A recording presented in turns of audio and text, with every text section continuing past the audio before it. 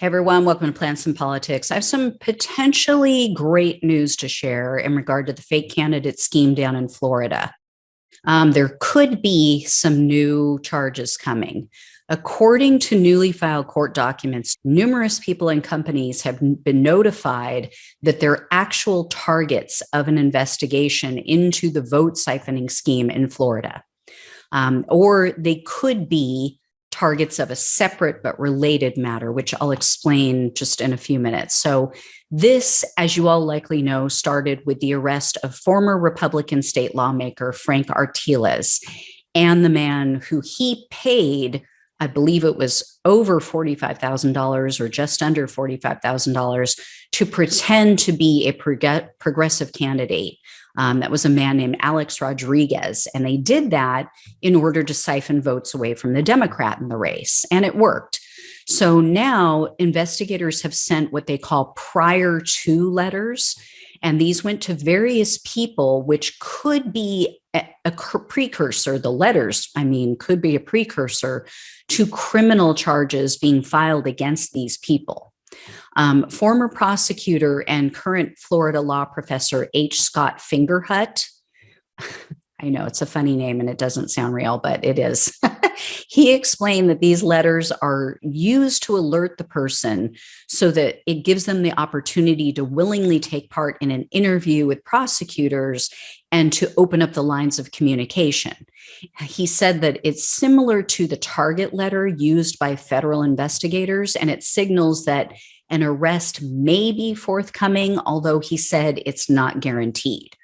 Now, if you've been following my updates on this story, all of these names that I'm about to mention are going to sound familiar to you, with the exception of one. And I'll explain why I haven't talked about this person in the past. So the first person that they sent this letter to is Alex Alvarado. Alvarado, you may recall, he created two political action committees. One was called Our Florida, and then the other was called The Truth. Those two committees were the ones responsible for and directly involved in spending a combined $550,000 for the mailers that went out for not just Rodriguez, but two other seemingly fake candidates. That was Justine Iannotti and Celso Alfonso. So these ads were all identical. As you guys may recall, they portrayed all three of these candidates as progressive Democrats who were taking on the establishment corporate wing of the party, which I am 100% for, but they were the farthest thing from progressives that you can get. These people are all Republicans.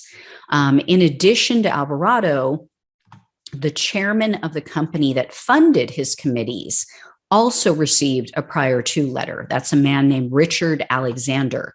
And his nonprofit organization is Grow United. Again, that should sound familiar to you.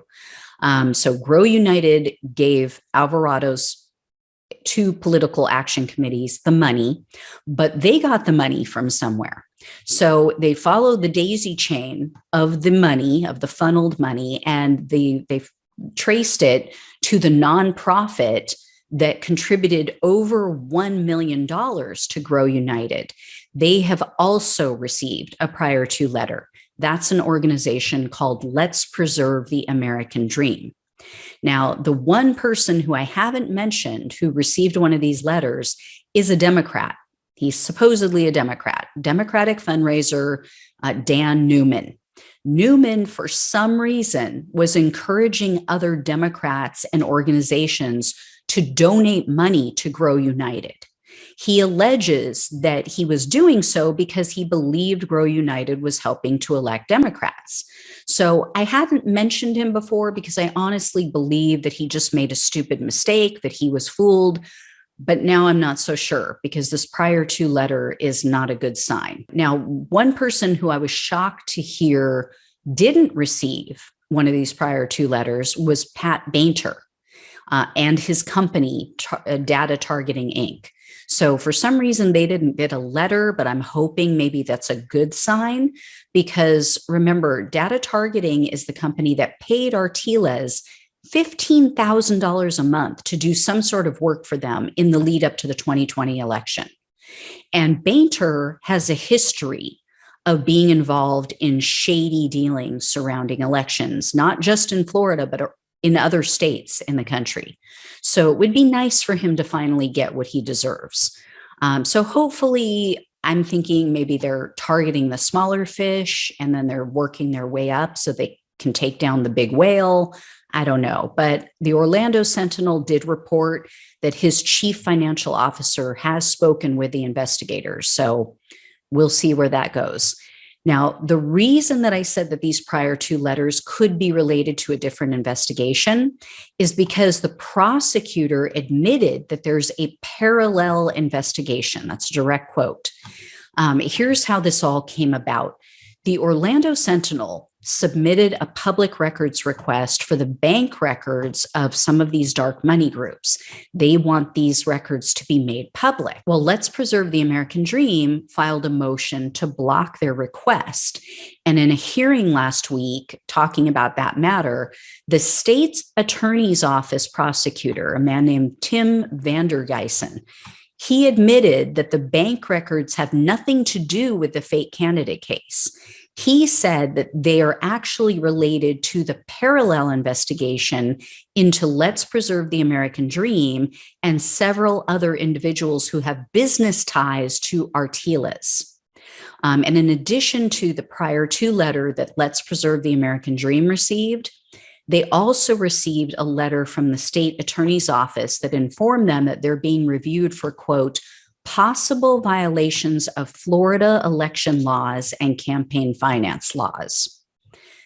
Don't know what that's all about. You know, a lot of this stuff hasn't been released, like the verbiage, the actual prior two letters, they haven't been released.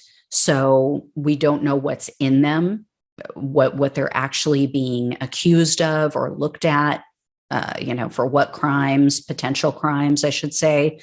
So as soon as I have that information, I'll let you guys know. But apparently, Let's Preserve the American Dream received that notice that they may have violated campaign finance laws in December. And remember, they also were paying Artiles. They were paying him $5,000 a month to do some sort of work for their organization. So Artiles was receiving a total of $20,000 a month from just these two organizations. And the whole time, it seems that what he was doing was plotting and executing this fake candidate scheme. I'm sure it's just a coincidence, though.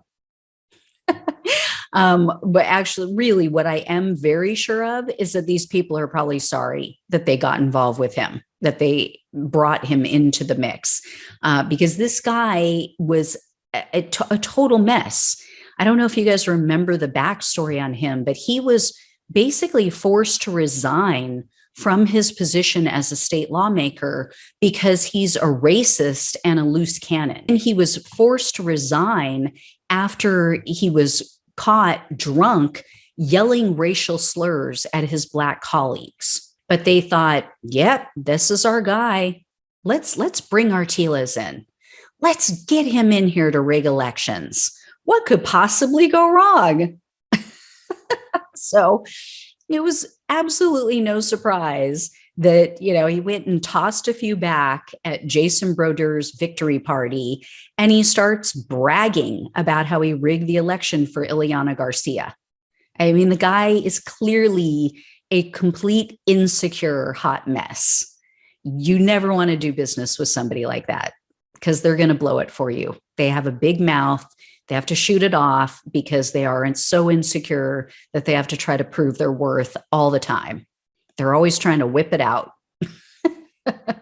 So anyway, guys, I'll keep you posted on all of this. Thanks so much for watching and listening. Take care. I'll talk with you soon.